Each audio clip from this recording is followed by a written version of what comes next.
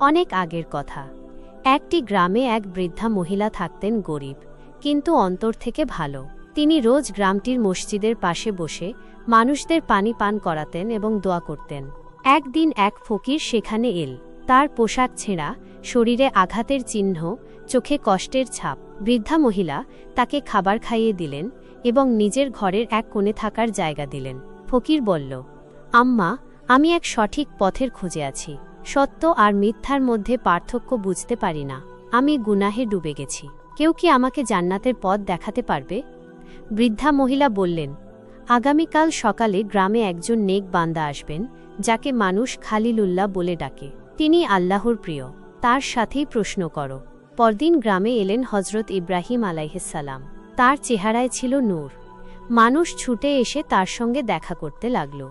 সেই একই গ্রামে এক যুবতী মেয়ে ছিল, নাম আমিনা। সে ছিল অত্যন্ত সুন্দরী, কিন্তু অহংকারী ও স্বার্থপর। সে গরিব মানুষদের তুচ্ছ ভাবত এবং কখনো নামাজ পড়ত না।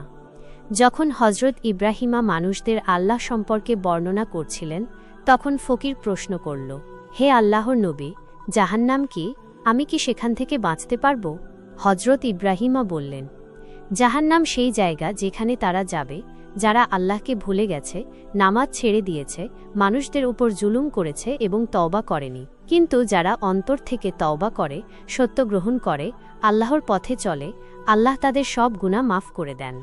ঠিক তখনই সেই যুবতী মেয়ে আমিনা, যিনি দূর থেকে সবকিছু শুনছিলেন, কাঁদতে লাগলেন। সে দৌড়ে এসে বলল, হে নবী, আমি অহংকারে ডুবেছিলাম, নামাজ পড়িনি, গরিবদের নিয়ে হাসাহাসি করেছি। আমার কি ক্ষমা হবে না? হজরত ইব্রাহিমা মুচকি হেসে বললেন, হ্যাঁ, যদি তুমি সত্যিকার অন্তর থেকে তওবা করো, তবে আল্লাহ গাফুরুর রাহিম, তিনি তার বান্দাদের ক্ষমা করে দেন।